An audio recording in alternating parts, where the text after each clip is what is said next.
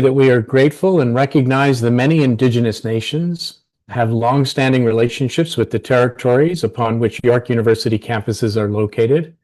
The area known as Tekaronto has been caretaken by the Anishinaabe Nation and the Haudenosaunee Confederacy and the Huron-Wendat. It is now home to many First Nation, Inuit, and Métis communities. We acknowledge the current treaty holders, the Mississaugas of the Credit First Nation. This territory is subject to the Dish with One Spoon Wampum Belt Covenant, an agreement that to peaceably share and care for the Great Lakes region, for which we are grateful. In addition, we in the Department of Computational Arts and AMPD would also like to acknowledge that the virtual networks on which our activities and gatherings are sited is a product of Silicon Valley and the Zoom headquarters, which are located on the Muwekma and Ohlone territories.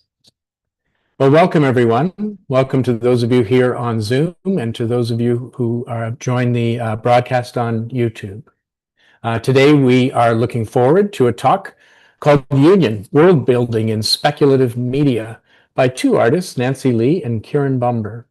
Nancy's zooming in from Vancouver and Kiran's zooming in from Kenya. So, Nancy is a Taiwanese-Canadian interdisciplinary media artist, curator, filmmaker, DJ, and cultural producer.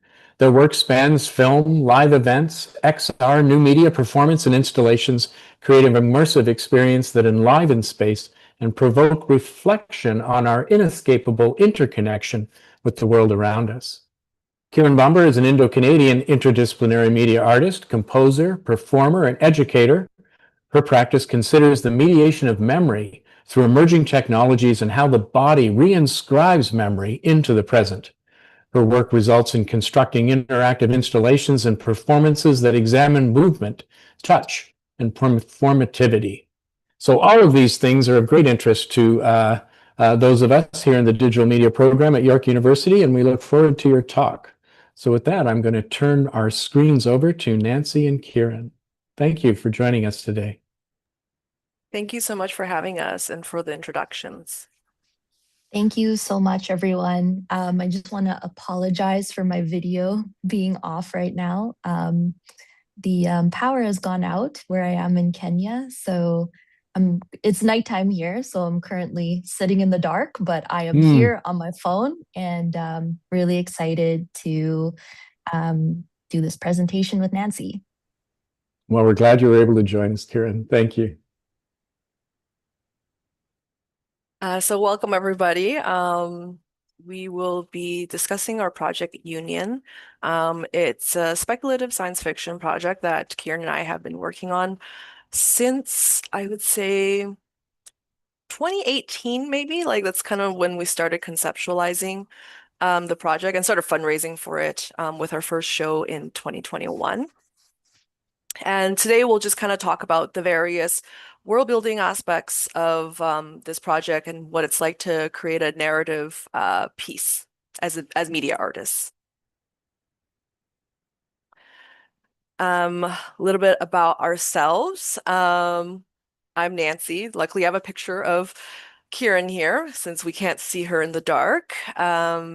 Yeah, we've met in 2013 at a party that I threw in Vancouver, and Kiran was one of the attendees of the parties, and we met and we started collaborating shortly after that. And in 2018, we decided to create this project, Union.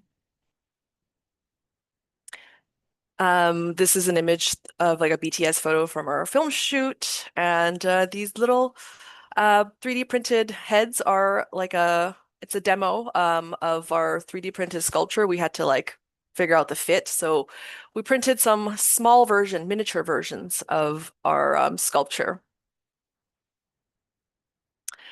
And those aren't to scale. My head's not that big compared to Nancy's. I think it's just further up.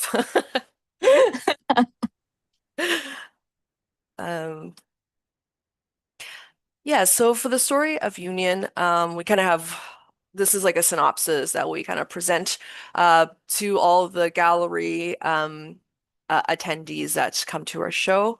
Essentially, the year's 3000, the nation state has collapsed, and viral air pollution limits habitable space and physical contact.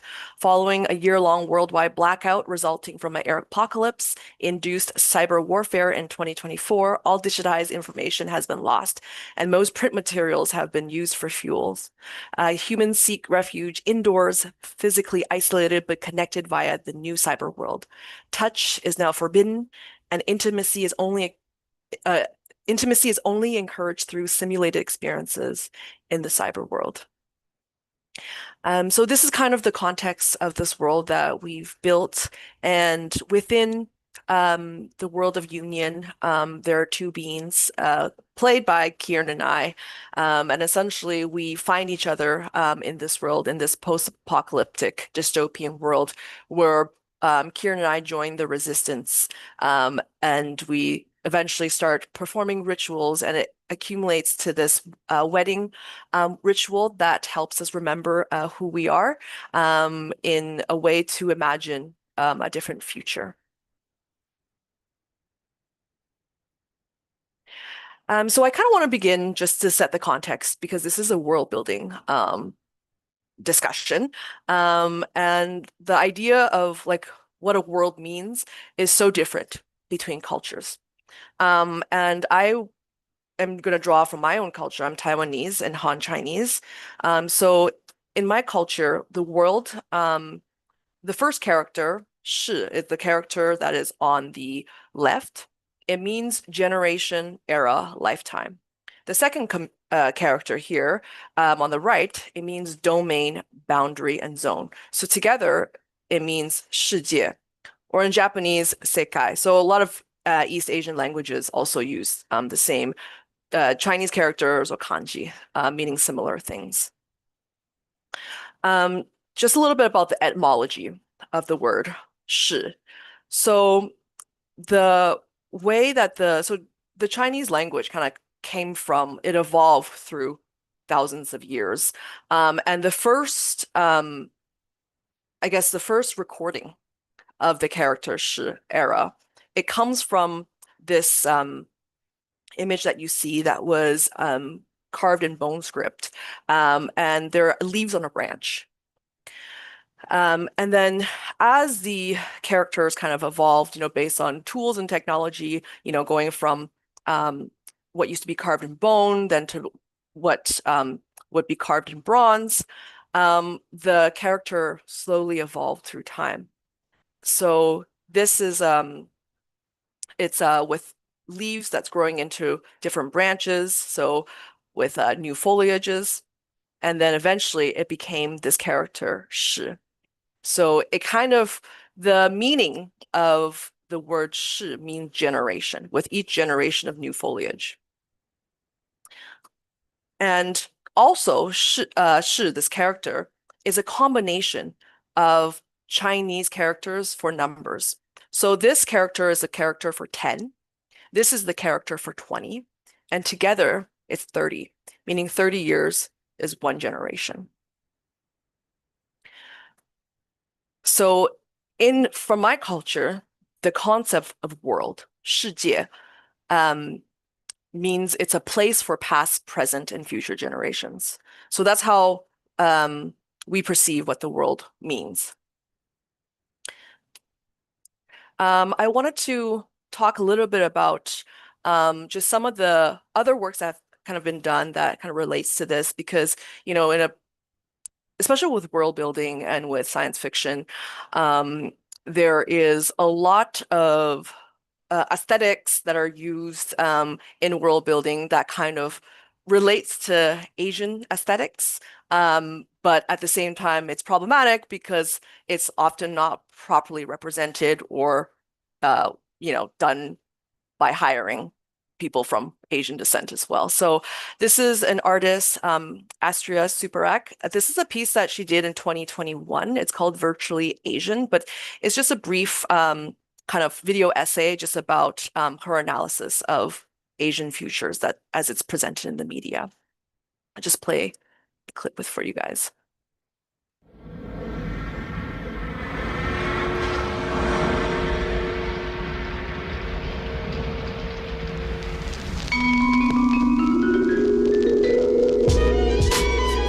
you neglected to cast Asian people in your movie, don't worry, you can fix it later in CGI. Fill the screen with outsized, empty, mute Asians in neon, video, hologram, whatever.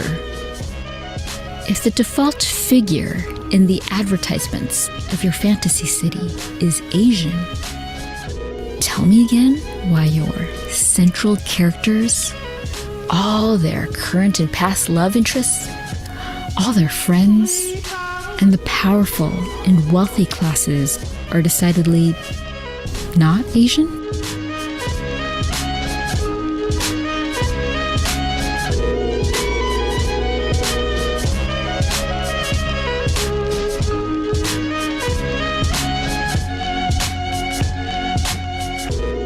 Surely your characters aren't rebelling against an Asian standard of beauty. As the script praises the centered white bodies as perfect, beautiful, and even rated as 10s.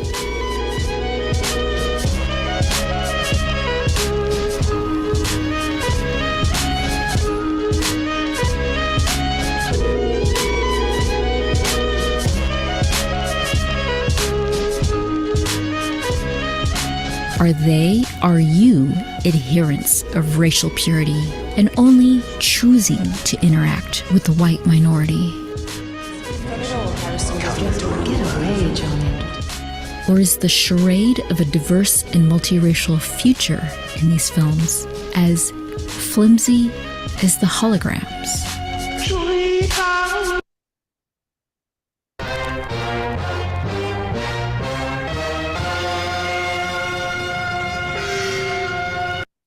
Yeah, so I just kind of want to play that just to kind of set the context of Kiran and I's collaboration as creators of science fiction centering Asian narratives, just because it is actually kind of difficult to find protagonists of Asian descent within science fiction narratives here. I think it's getting better for sure, but definitely as we were doing the research in like 2000, it was definitely a subject that kept coming up. I wanted to reference this quote from Richard Fung, who is a Toronto-based video artist. He says, when third or fourth generation Canadians and Americans of Asian ancestry embrace Asian culture, it is often with a self-conscious nostalgia that distorts history, ignores regional differences, romanticizes, and essentializes. So I ask myself, what do stories of emperors sharing peaches with their beloved pages really have to do with me, the descendants of peasants? Or what does it mean for me to wear Chinese clothes or take up my Chinese name when I cannot pronounce the tones correctly? There are many problems with the Born Again Asian project. And the reason why I wanted to bring this quote to this presentation, because this is something Kiran and I are constantly interrogating, you know, as descendants of the diaspora, how we portray our own culture and what it means to us as we pick and choose different pieces of our culture to show. So there's this concept of self-orientalization. Articulation of difference becomes a conditional requirement for ethnic minorities to be accepted within white dominant spaces. And you see this within the arts a lot, you know, when projects that are funded because of who you are, you know, there's an expectation for you to play up certain instruments or certain aesthetics or certain styles. And in a lot of ways, you know, people end up self-orientalizing because from like a material standpoint, that is how you gain access to more grant funds or to be shown in galleries and different spaces that desire this kind of portrayal of Asian culture and Asian aesthetics. For diasporic Asians longing for cultural acceptance, the wedding becomes a cultural performance manipulated through anticipatory consumer conformity. These desires perpetuate a self-orientalizing concept of what diasporic subjects perceive their culture to be. So one of the central ideas of this project, Union, came from the I guess desire Kiran and I had of asking the question of like, what does it mean? What does a wedding ceremony mean? Because it's such a central cultural activity for our cultures, and people spend their entire life savings, making these wedding ceremonies possible. I also wanted to talk about diasporic essentialism. Multicultural performances must reify their traditions through culturally essentialist, easily identifiable modes of expression for the Western gaze. Often these modes of expressions are promoted through state nationalism. So the wedding ritual itself is a promotion of these kinds of state nationalism in a way. It's a way for you to show your culture in a way that, it's meant for people to see your performance of your own culture.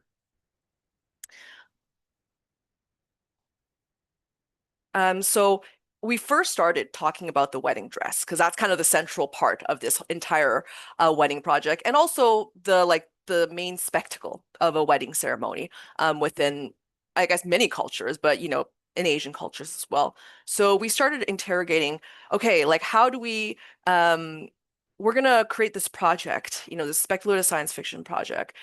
We have these ideas of how we want to make these fancy wedding dresses, and then also asking ourselves, like, why do we desire this? Like as diasporic descendants, like, why do we have these consumerist desires? Is it because that we have a longing for a culture that we need to purchase to perform? So since I'm Han, I was looking at various kinds of, just like a Pinterest board of some of the dresses that are associated with the portrayal of Han wedding ceremonies. And then working with a costume designer, Adam Lin Bungay, we started reconceptualizing it based on the world and the material that we could access in the world in the year 3000 that Union is set in. And Kiran? Yep. So I'm Punjabi Canadian, and Punjabis are quite infamous for extremely large and extremely extravagant weddings. That being a very big spectacle, hundreds of people coming, and a lot of materials that have been made specifically for, let's say, wedding dresses, or even textiles, traditional textiles that have passed on from generations historically. Now we see that due to the rise of technology, we see a shift in how culture is produced. Not only with textiles, but even the idea of a wedding and what memory is imbued onto weddings. And we see now with these large weddings are now performed only to be consumed through the digital lens. And so, this performance, this spectacle is now recorded and now put on to the gram, essentially. And so my inspirations were taking from different lehengas, so the two-piece top and bottom, and then also thinking about the chuni itself, which is the head covering, and deciding to actually not have that in this reimagined gown in the year 3000. This is an image of our gallery exhibition at the Richmond Art Gallery in 2021. We hung the wedding dresses up to kind of, show its full form as almost like as two characters in the gallery space. We also wanted to very intentionally think about, what the difference and the cusp between the dystopian real world, and what the cyber world would look like. So we were very inspired, as a millennial myself, I was inspired by the tech utopian world that we, once imagined during the Y2K era. So we were kind of inspired by some of these visuals through the Y2K era. And we use them to create advertisement light boxes for our show. So the idea of these advertisement light boxes at the show is meant for the audience members to have an access point to part of the narrative. So the idea is that there are 3x4 kind of the things that you would see at transit stops. And in this world, essentially, this is when the cyber world, which is called Gaia, they're trying to recruit various people into joining the cyber world. So the first one, it says a deeper way to connect. You are never alone. This talks about the Gaia seed. They want you to embed the Gaia seed. So essentially you can join the world and start accessing the cyber world. This middle one, the yellow one, it says play the memory game. So we were quite inspired by casinos and casino adverts. This symbol that you see in the middle is a symbol of the arc. So the arc is the currency in the cyber world. In Gaia, you earn and you spend arcs by selling and purchasing memory in this online cyber world memory market. Essentially, the reason why it's called an arc as the currency is because of the theory of the arc protein, that there's a hypothesis that humans were able to evolve our ability to remember things through a symbiotic relationship and evolution with an external, I guess, proteins or DNA segment that got mixed up with our human cells eventually, and it gave us that sequence of proteins called the arc protein. It gave us the ability to code for these arc proteins that carries our memories between synapses. And this one says serotonin, dopamine, endorphin, and oxytocin, which is the 4 levels of Gaia. So if as you join Gaia and as you level up in Gaia, you get to access different forms of these 4 hormones, which is, as you know, are happy hormones. And it's the things that make our brain tick when we get a like or get a notification. So in this world, it's very similar. And we were really inspired by multi-level marketing companies, actually. So the language of Gaia is actually taken from a lot of MLM and a lot of, I guess, self-development cults. They're really popular here on the West Coast, self-development cults. I'm not sure if it's the same out there in Ontario, but there's a lot of self-development kind of groups here. And the whole idea— a lot of spiritual bypassing groups. Yeah. Totally. Yeah. So the idea is to you pay money to be better versions of yourself. Is essentially kind of how we branded the Gaia world and the cyber world, and kind of sold you these are the reason why you should join us.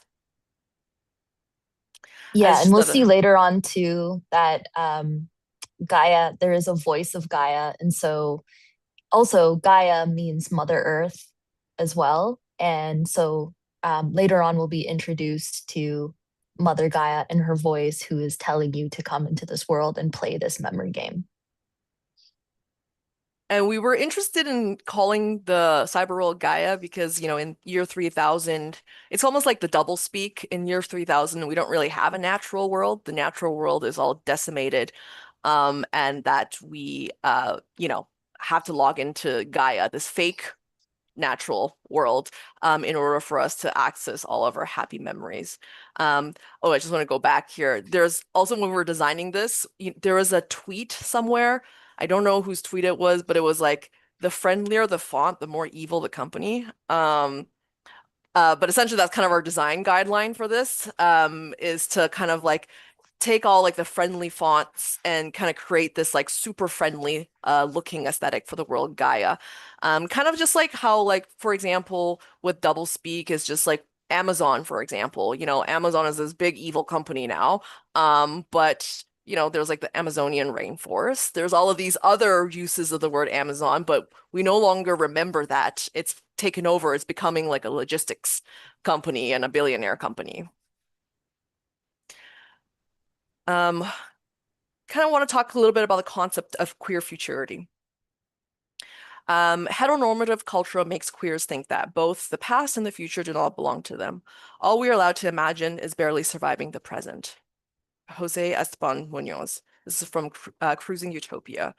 The reason why we decided to make this project actually is because Kiran and I could actually not find an example of two queer femmes getting married, like in the real world, like in terms of like from our respective cultures. From like our cultures, yeah. We could not find examples of a queer femme wedding ceremony between like Han and Punjabi cultures that's like readily available online.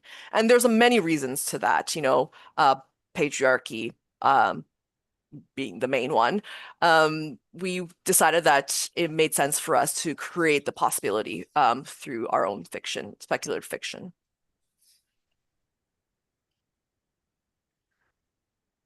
Another image of the gallery show.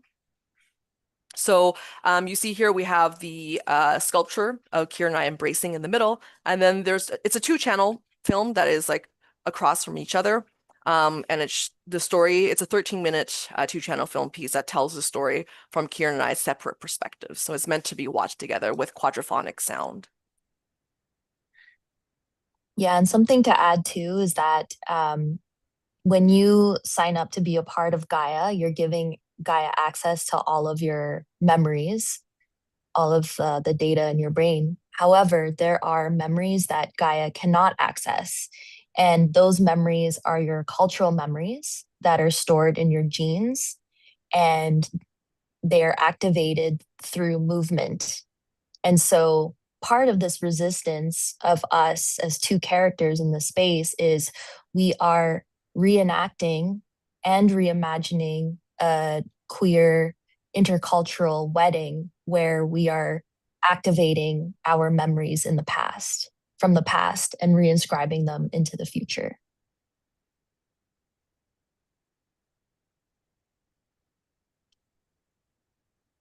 I want to talk a little bit about this sculpture. It is a life-size sculpture of Kiran and I.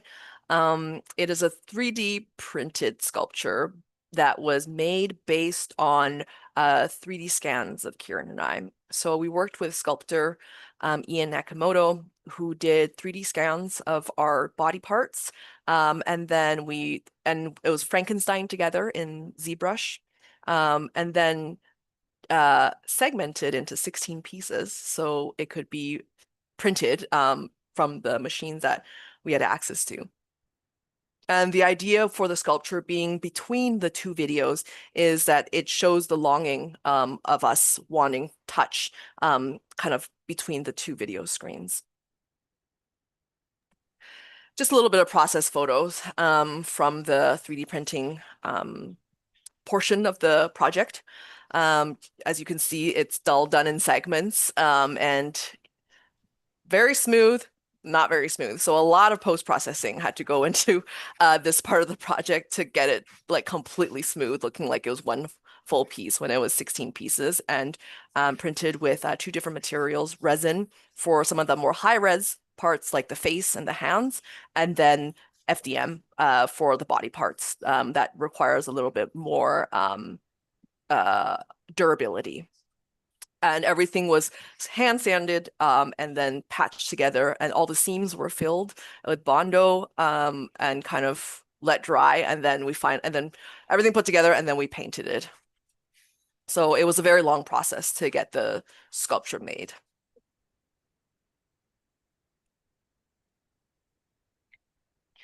This is another exhibition for Indian Summerfest that we did at SFU Woodward with the sculpture in the middle and the 2 screens.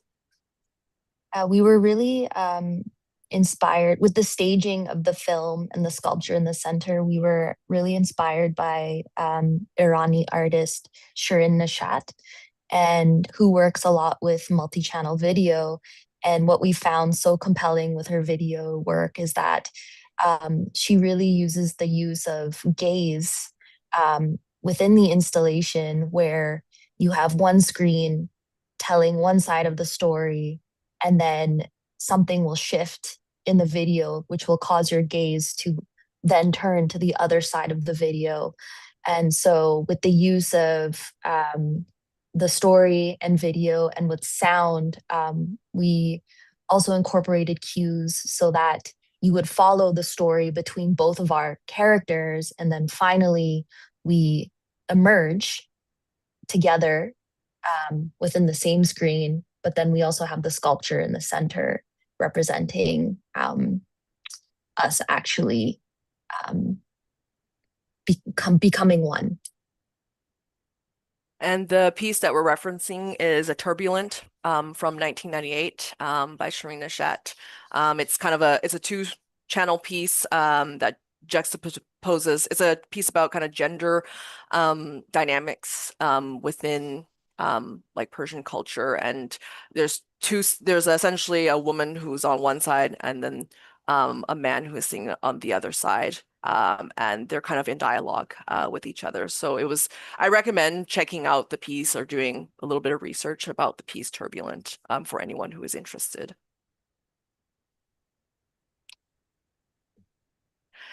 Just some like images, sketches when we were making the film, just kind of choreographing it and like, creating different props as we kind of planned out the two screens and what we wanted to show on screen with the art department.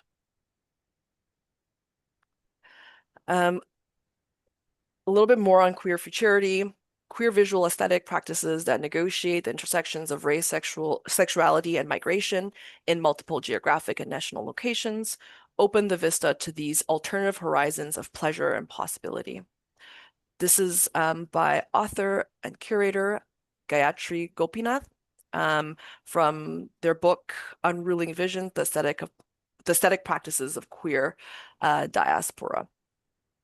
And this quote really summarizes kind of our intention and maybe like our underlying desire of wanting to create the peace union.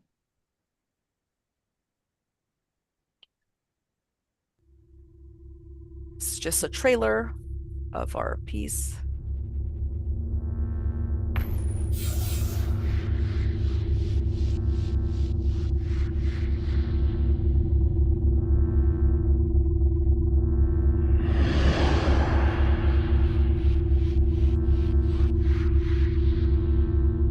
So these are excerpts from the two-channel film.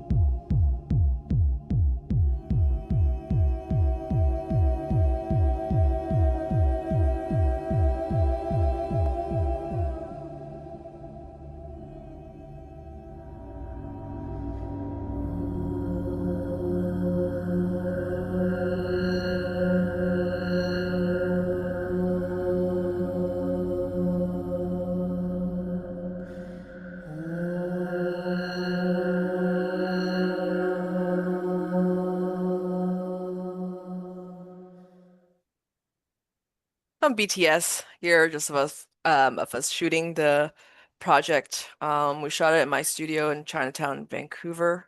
So essentially we had to kind of build the whole set in my space, which is kind of crazy. But we did it, and it was kind of fun, just like creating the different. As a filmmaker, I always like to see behind the scenes and how everything was lit and created. Especially with science fiction things, it's like all the different light panels that you use to, make aesthetics happen. Yeah, we should also mention that all of this production was done during the height of lockdown. And so even being able to do such a collaborative project, you know, we did music studio recordings, we did this full film production was you know, it took 20 times more effort because of, you know, following all of the protocols that we needed to do at the time. Oops.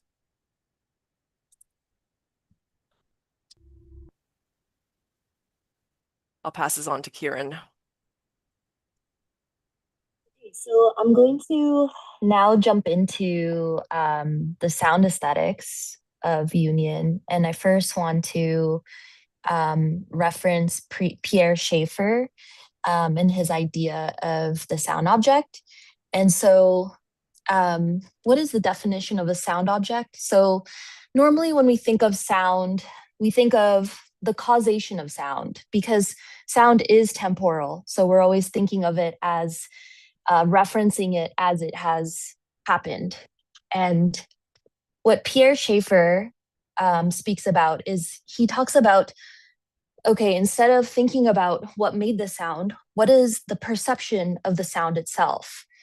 Let's define sound through its duration, its texture, its grain, and pitch. And so in that way, the sound itself becomes a sensory character.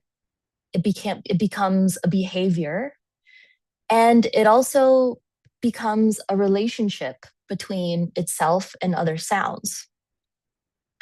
So rather than having a formed perceptual object of, oh, this sound came from this vehicle or this bang, the identity of a sound emerges through listening and classification and overall human perception. And so these ideas very much went into what you'll see later is our interactive installation, where we have the idea of sound objects in a multi-channel sound environment. But we also have a notion of participants or humans as sound objects, which I will get into later. Next slide. In terms of sonic world building, we built the sound framework based on the 3 idioms of guqing playing. And for those who do not know what a guqing is, it is a traditional Chinese instrument. It is a plucked instrument. And the 3 types of playing we cross-mapped into the worlds of Union. And so one idiom is translated to earth, and those are plucked sounds. The second is translated to people, which are sliding sounds. And then the third idiom is called heaven. And so these characteristics of idioms were then mapped onto, the plucked sounds were mapped onto the dystopian world, where we have very jarring sounds, very sharp, very pointy. It's a very dense environment. And then the cyber world has more lush, melodic and textural and floating sounds and sliding sounds. And then we have the last world, Union or Utopia, where myself and Nancy's characters become one in a spiritual union, where we are using the harmonics of instruments. This is the movement where we have all organic sounds, and we actually sing in this movement in our respective languages. Next slide. And in terms of the audio elements, as someone who comes from a interactive audio background, the way I divided the audio elements was there would be an ambience. So this would be like a bed track that is constantly playing and is reifying where you are in the world, whether that be the dystopian world or the cyber world. So it's building that sonic environment. And then we have music. And the music was had a mix of instruments and electronically generated music. We have voiceover. And then the last one are dynamic sounds. And so these are sound objects that end up becoming controlled by participants, which I'll get into in a bit. So with these dynamic sounds or sound objects, in a 16-channel sound installation, depending on the perception that we want in this immersive environment, we also did some technical research on different panning or spatial positionings that would allow us to feel immersed within the environment. And so the two types of quality content that we wanted to show were something that was, more point source or localized. So a sound where you can clearly hear, okay, this sound is coming to the left of me, or wow, this feels like this sound is coming everywhere and I'm actually feeling enveloped in this sound. Next slide. So here's some photos of the recording sessions. Like I mentioned, we had some organic instruments. So the instrumentation we had was piano, guitar, double bass, and voice. And I felt like it was very important for me, even though, this project is very much speaking to our cultures. As someone who has studied in the diaspora, I wanted to also be true to my my education or training in Western tropes of music, but also take from our traditional ethnographic music from both of our countries. So yeah, we have Nancy singing in the closet here. And then we have Connor and Robin at the recording studio. And also during the pandemic, we could only have up to 2 musicians in a recording studio. So that's why Nancy got the closet.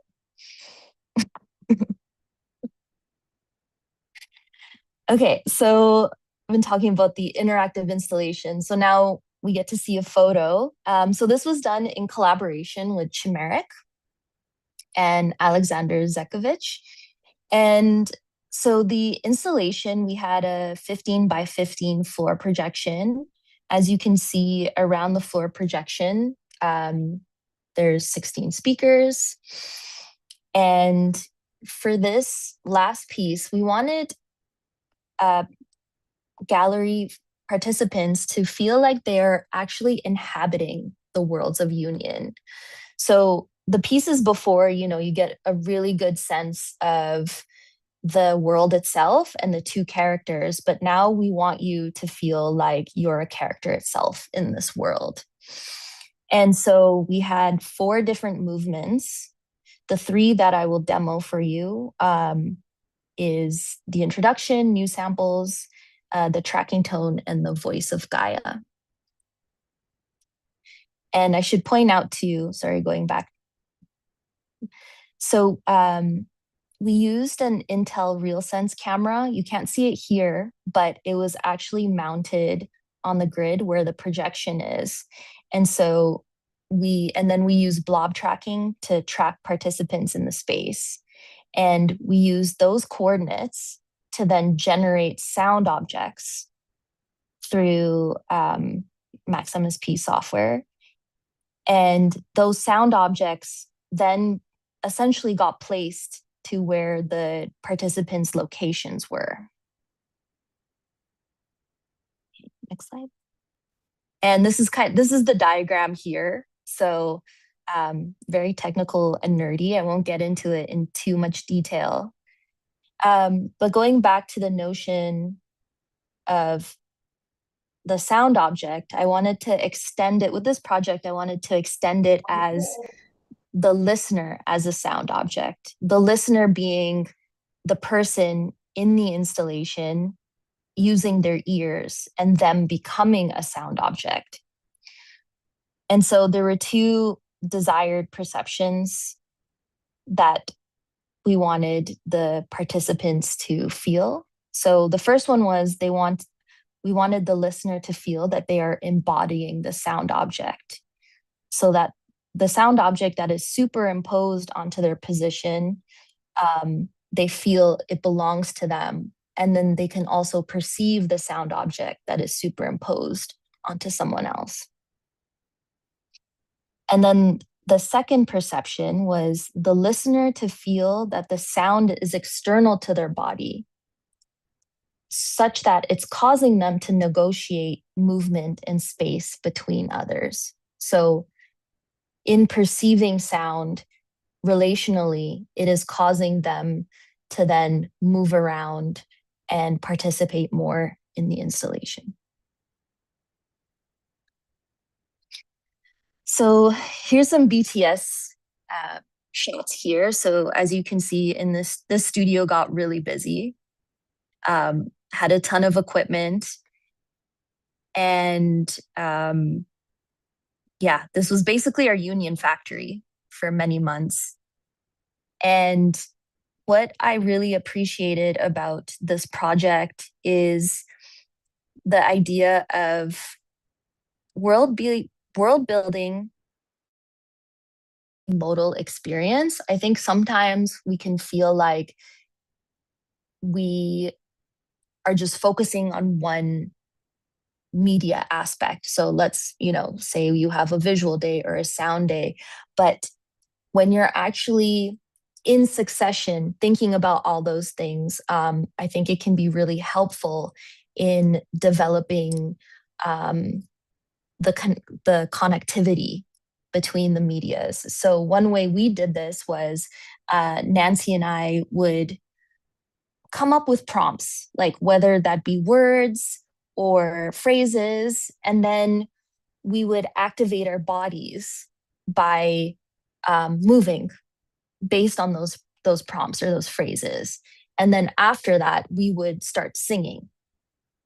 And then we kept iterating and iterating and iterating through that cycle until we found content that really felt true to the story and our characters.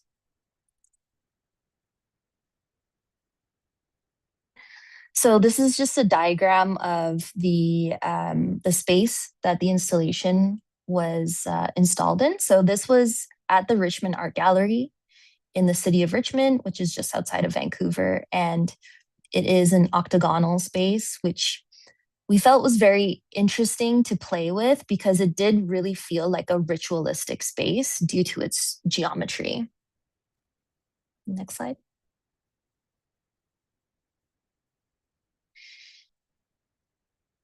And this video is by Chimeric, and this is a time lapse of installing in the gallery. And so, yeah, we have the projection mapping.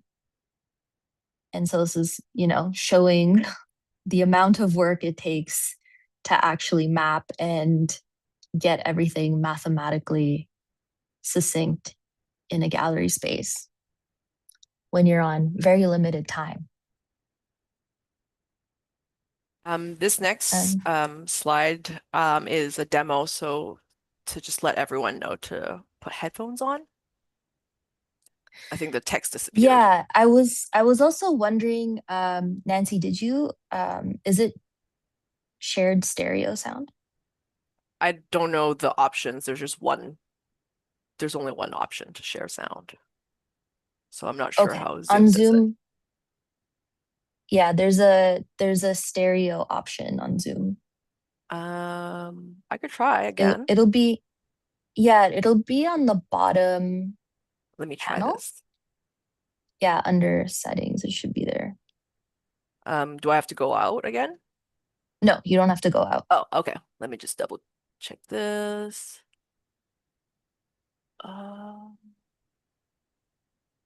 Yeah, there is a drop down Yeah, it should be a drop down. Okay. Okay. On the share setting? Yeah, on the share sound setting. If you click share again. Okay, got it. Okay, good. Perfect. Okay, so just a premise for the next demo. So if you can listen to on headphones, that would be great because the 16 channel has been rendered to binaural. So you're actually hearing 3D content for headphones. And so this first demo is the first movement of the piece where it's setting up the dystopic space, and we're hearing these remnants of the past and these new samples. And these new samples are sound objects that are actually getting superimposed to participants. And so you should hopefully feel that as participants are moving around, you can hear these voices also moving with them.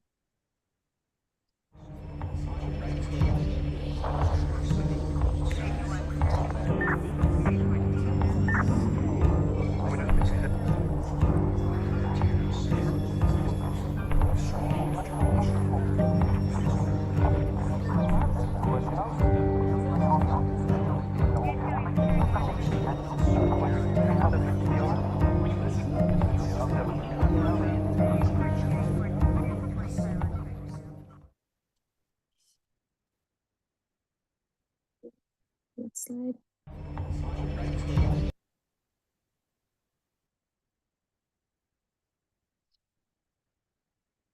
So the next section was to show the surveillance, the heavily surveilled dystopian world. So what you'll hear is you'll hear superimposing distinct tones on each participant. And as they're speeding up in moving around and getting close to you, you'll hear the pitch rise and the velocity of the pitch increase. And you'll also see that there's a visual representation of each participant, and you'll see that they have an XY coordinate showing that they're being tracked.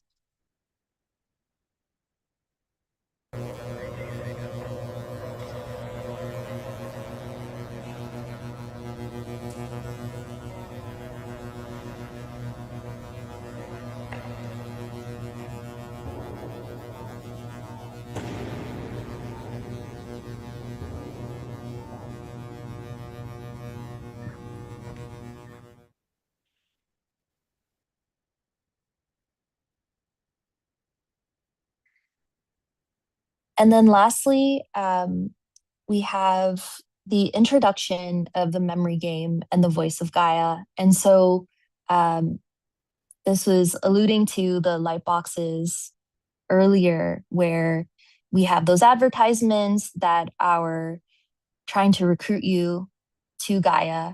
We finally get to experience the memory game where Gaia introduces themselves and tells you to join the cyber world, where you will feel longing and touch.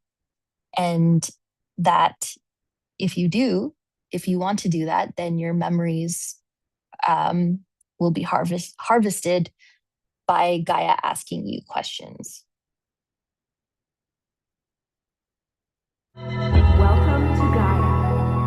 Here you will discover all of the pleasures life has to offer and unlock the true potential of your authentic self. You are here to manifest our most transformational breakthrough of humanity. Unlike your current surroundings, in Gaia, you will be able to experience physical connection through the sensation of touch. We understand that you deserve to experience friendship, intimacy, lust, and love. So let us end your suffering and set you free by guiding you through our enlightened pathway.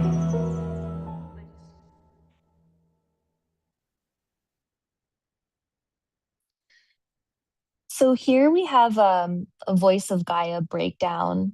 And I think what this is showing you is how you can utilize different types of audio rendering. So here, this is showing how a combination of a 3D rendering and a 2D rendering can create a better sense of immersion in a space.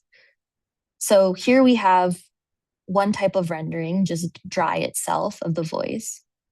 Welcome to Gaia.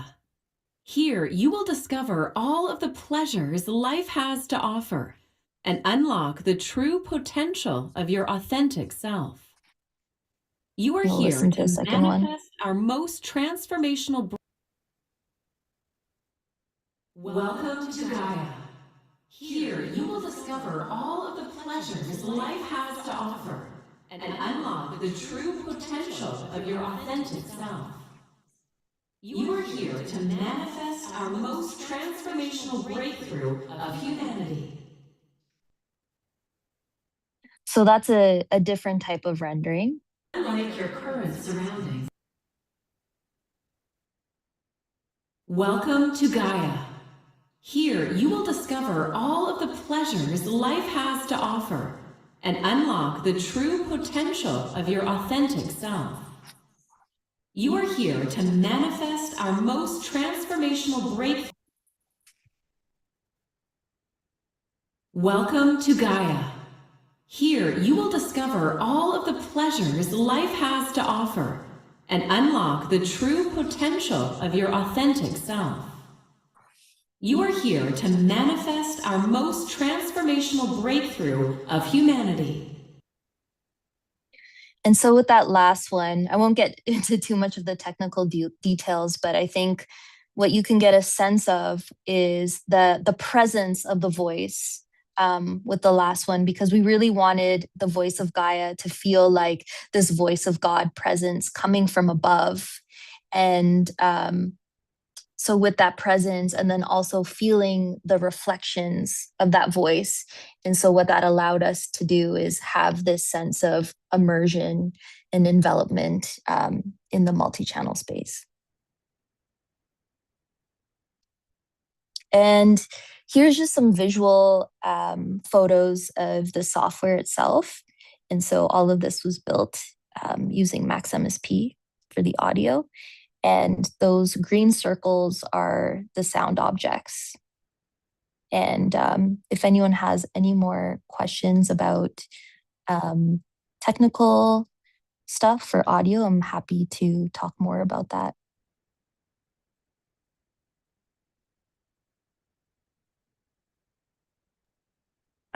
So we just kind of want to move on into the second iteration of Union.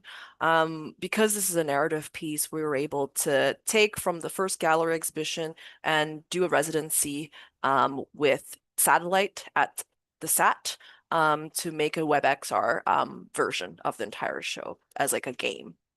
This is just a trailer from the SAT.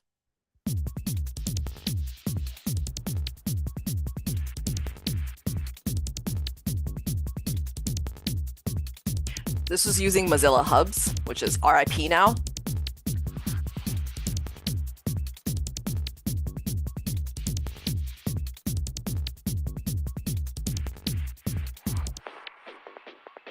We were able to take all of our assets and remake them into this experience online.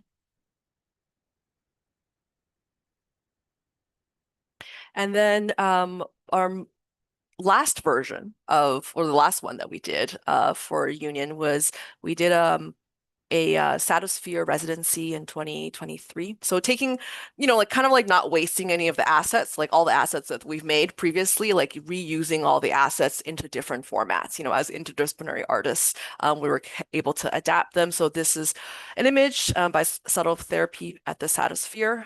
This is when we performed for MUTEC 2023 at the SAT. This is just a... Death, why? Death, what is your deepest regret in life?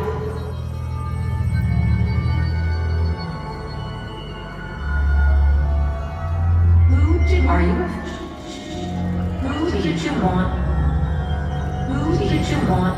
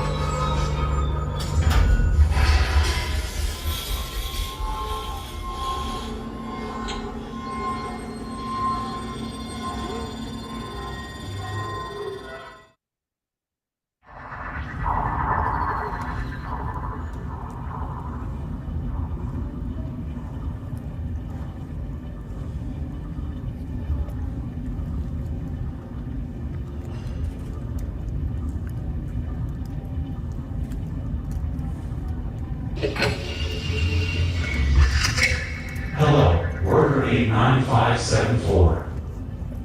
New assigned task, routine vital monitoring of Gaia subjects. Do you wish to accept task?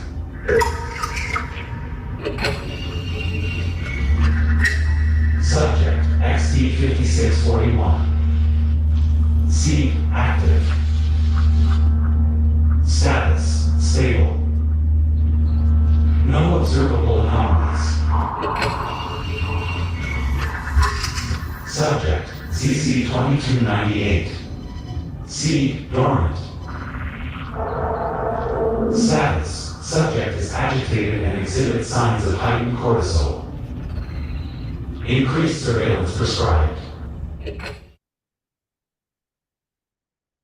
Some more images here. As you can see, we spent a lot of time on the design and the visual part of the world building, having to develop user interface design. We collaborated with Venomous Studio to make all the visuals and reusing the film, like never wasting assets and reusing and reinterpreting into a dome environment.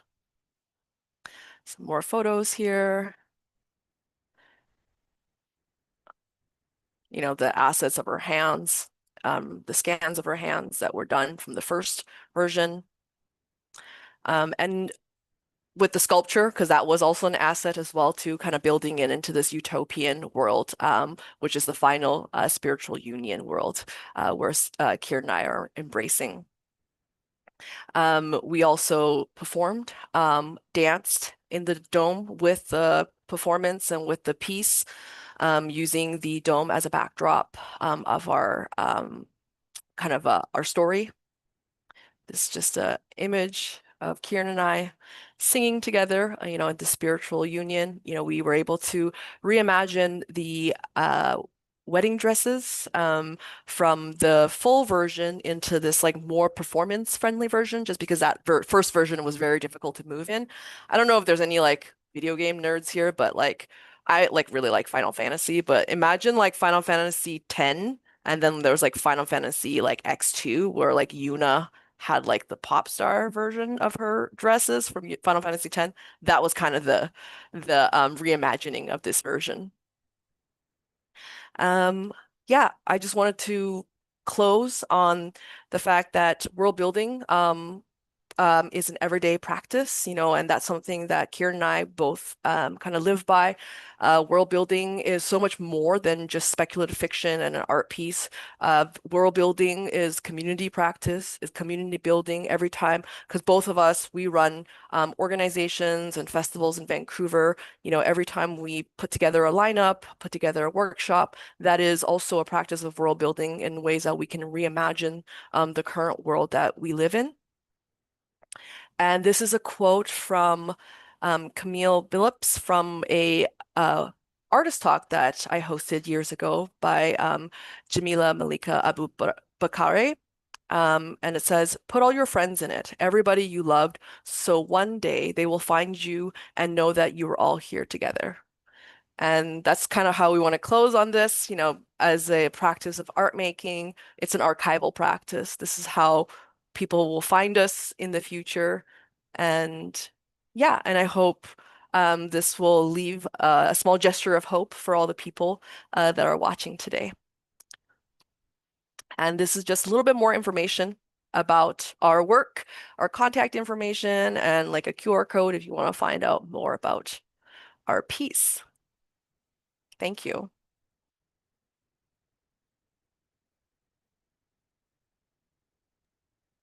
Thank you, Nancy and Kiran. That was great. I mean, it's not very often that we get to have such a deep dive into one piece and this collaboration between the two of you.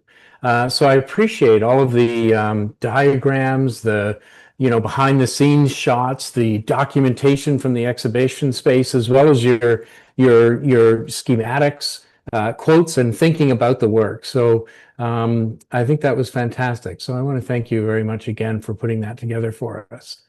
Of course, the floor is open for questions. People are welcome to post in the chat there. Hersa Valente is watching that. And I do note there is a question regarding the sound here from John.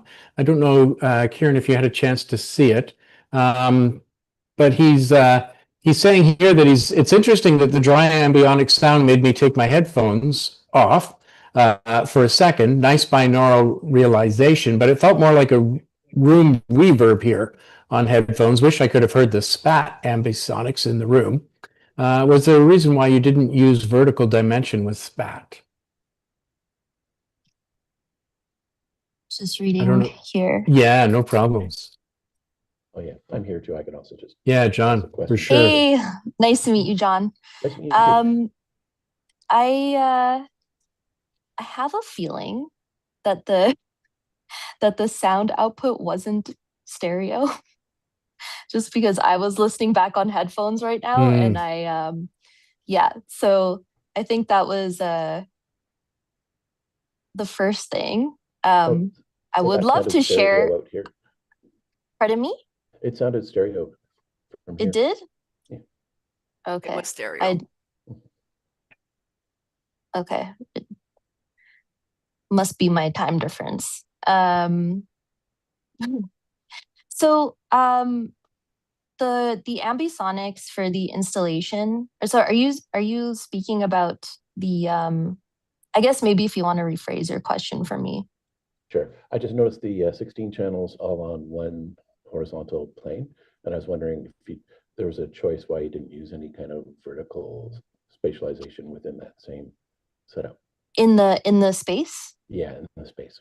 Yeah, we had constraints from the gallery, so we weren't actually able to have any height speakers, which was very unfortunate.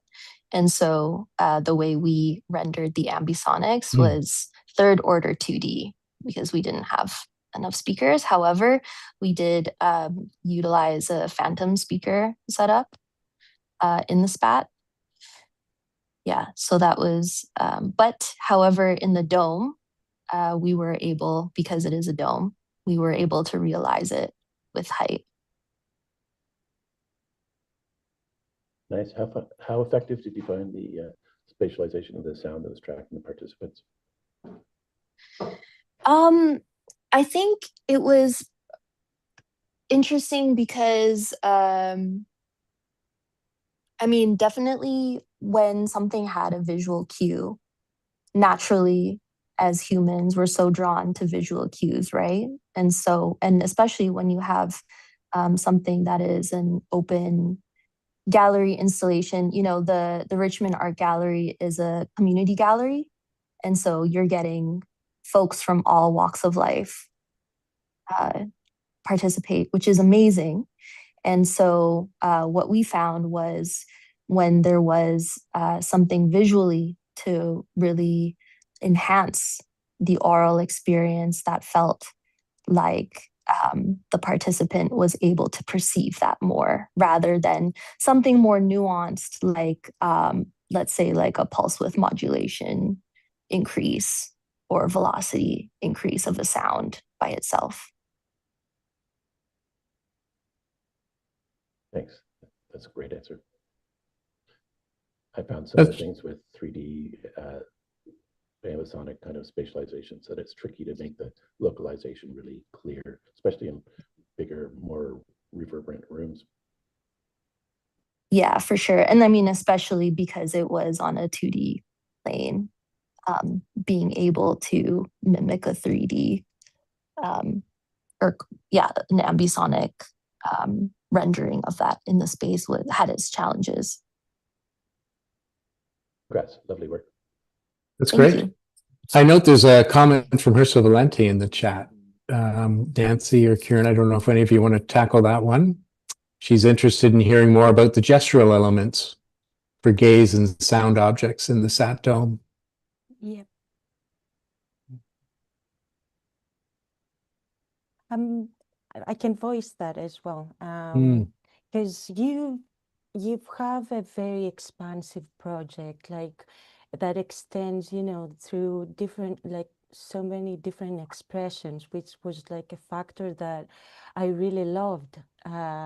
through your presentation. It's just like, it's not just a film, it's not just a costume, it's not just a story, it's not just a projection system or a multi-channel sound audiovisual performance, but it you have a lot of you've put a lot of thought in communicating with your audiences, your stories, through what you described, through examples in the gallery, with Ad Syrian's piece and moving the gaze from one projection to another.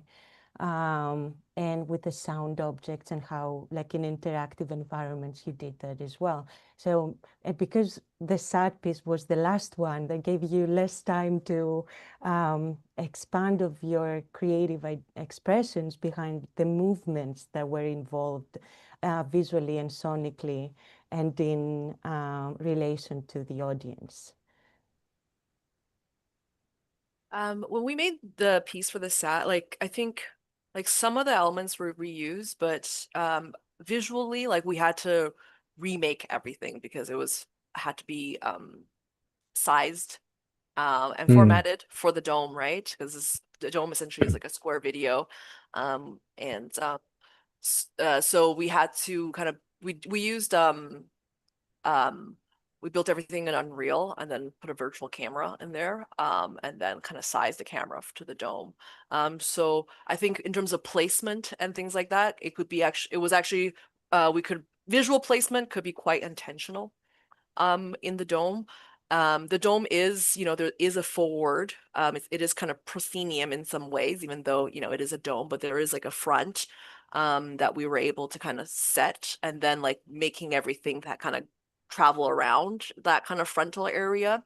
But in terms of the gaze, like anyone working in immersive pieces, is such an important part of the research, is to figuring out how do you redirect where the audience is paying attention to. So, sometimes it's a one-to-one thing with the sound. Sometimes we are, subverting their expectation, whereas, maybe we'll have the gaze, a visual gaze in the projection out here, and then we will be coming in from the back, like physically. So, there's different ways to play with that as well.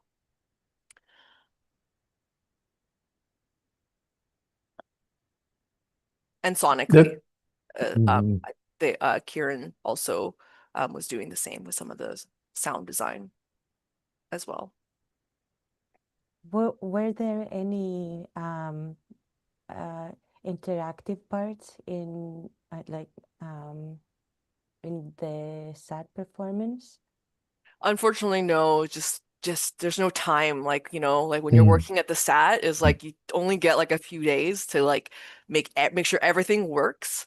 So there wasn't really like, because we're not from Montreal, right? We can't just like show up on like a free weekend to like test things out. So we had to just like figure everything out in a few days, and a lot of it was just figuring out the like rendering and like the mixing, of the sound and the rendering of the video and the formatting and stuff. So yeah, we're just kind of, I think the nature of the residency, at least for people who don't live in Montreal, is like we don't have that much time in the space to figure out the other things. I mean, we would love to in the future.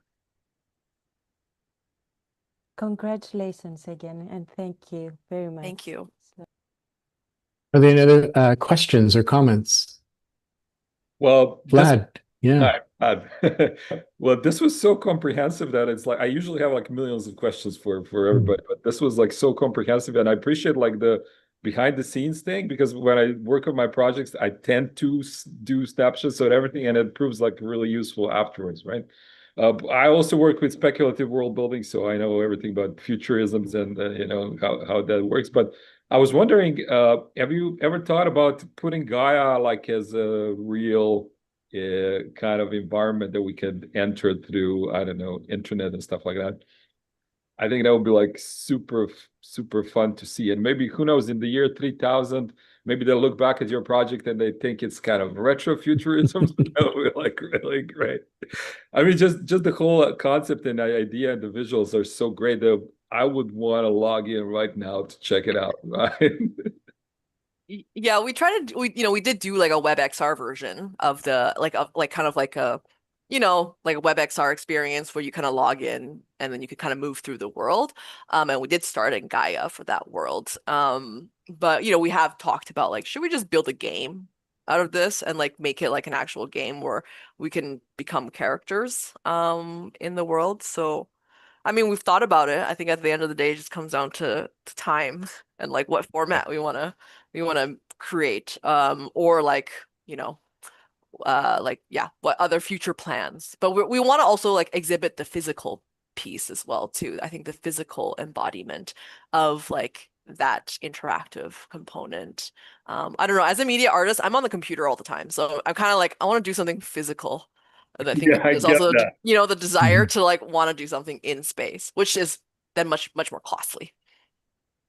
Well, it's also, we want to make our pieces better too.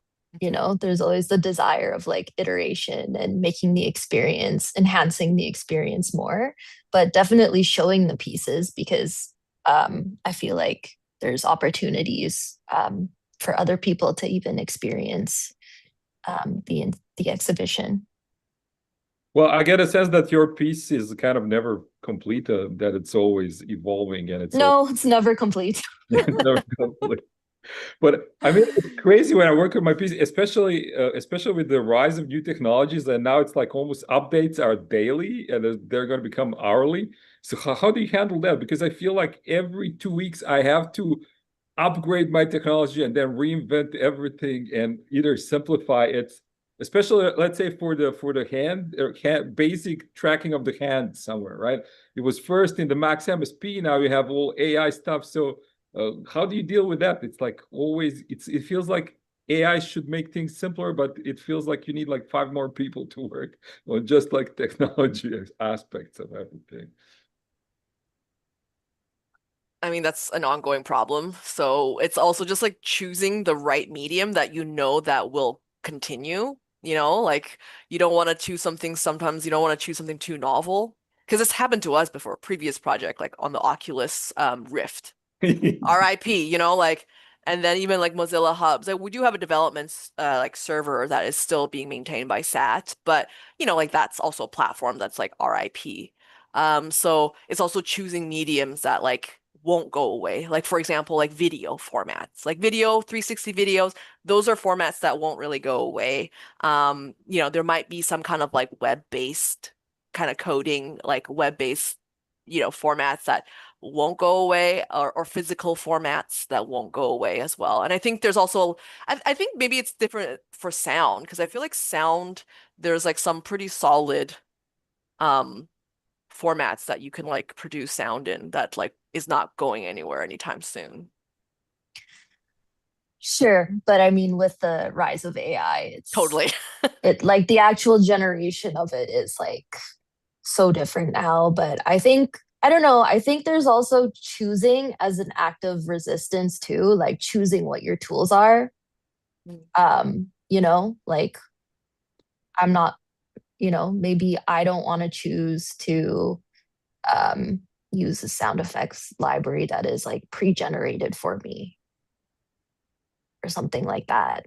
So I think there's also power in choosing your tools, especially in this day and age where technology is constantly evolving. With that, obviously, there is, I don't know, I think about like, oh, if I don't go down this rabbit hole of this technology, am I going to get left behind? There's also that question. So yeah, I don't know. I don't know what the answer is. Well, I think I appreciate a lot that you did a sculptural piece because I'm a sculptor, so I appreciate sculpture, and I kind of think that the experiences are going to shift towards physical object because, like physical object, in my opinion, they're kind of becoming cheap because they're so omnipresent and everybody can generate that. So you really need to be expert in what you're going to say. So I think we are going to see a shift towards physical objects, and sculpture is going to be so valuable. We're all going to be rich in a couple of years, right? That would be fabulous. That sculpture is probably the most durable piece, with the apocalypse on the horizon. That FDM does not decompose and is super durable and will probably be on this planet 20,000 years from now. That's a project for future archaeologists. Mhm. Did you want to jump in, Kyle? Yeah, I have a lot of notes. First off, really awesome work and very comprehensive. There's a lot of layers that also kind of jive with some of the stuff I'm working on, which also relates to what Vlad's talking about. So I'm actually working on, it seems more like a retro futurist thing where it's in 1930s, 40s vibes, where I have like props like I literally have a 100-year-old cathedral radio that I'm retrofitting with real-time broadcasts, and AI agents call you and they start to clone your voice. So it's like even with the AI tools, I swear, are changing from week to week, and even like their subscriptions to who you even want to politically support. It's like you put a month in, then you're like, oh, you're an asshole. How do I get out of this? And it's also weird with agentic development because it'll be like, I'll get it to reformulate it to a new code base or library, but then it's a lot of like shifting goalposts. But a lot of it still is mainly audio centric and going through Macs, and I'm using very similar things like SPAT. And yeah, so just want to say, yeah, really cool work. Thank you. That's great. I mean, I think that the sense of the work evolving was absolutely present throughout the presentation. And I also appreciated the way both of you seemed willing to sort of jump into different kinds of modes of expression, if you will. And, it seemed that you were sort of ready to work with collaborators when necessary. But I just wondered about that impulse to experiment and that sort of impulse to experiment in real time with the work. I don't know if you would describe it that way, but I sort of got the sense that some of that's ongoing as the piece, continues to develop and you begin to work with new or different modes of expression.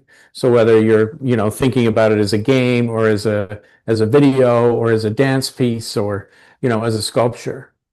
So I don't know if you could reflect on that a little bit or if you wanted to say something about that impulse.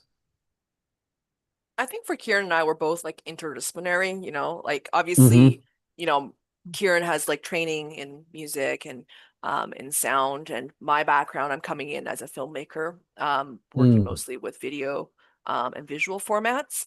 But both of us, it's not really mutually exclusive. I think the reason why we collaborate is that so that we can experiment and also learn from each other. I think that's a big part.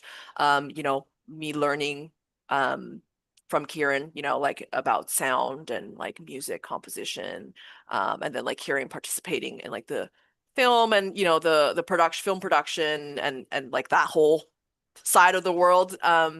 So I think it's just like a curiosity, and also just like being able to, I think the biggest part is also just like being able to work with your friends. Like, the project, we love making work and like showing work, but like at the end of the day, I think like the piece is like not really, it's, like the piece is so we can like spend time to work with our friends and like collaborate and learn about them and like deepen our relationships with our collaborator, and so the piece is kind of like almost like I don't know, like the piece itself is like a outcome from the true desire, which is like to like explore R&D and to like learn from like our collaborators, which and a lot of our collaborators are our mentors, like Alexander Zekovich, which is works with both Kiran and I as like sound, spatial sound, like mentorship. Also, Emelina Fredriksson is a choreographer based in Vancouver, originally from Sweden, is also a friend, and we learn a lot from her as well too. So yeah, and then Ian Nakamoto, who did the sculpture. Both Kiran and I had like no background in sculpture. Like we didn't know anything about it. And like that was like a big learning curve, just like being like, oh my God, as media artists, I finally am like, wow, material practice. That is hard. Material practice, like my body was like busted from like sanding. So it's just like, I think just using the project as an opportunity to like learn more from the people around us.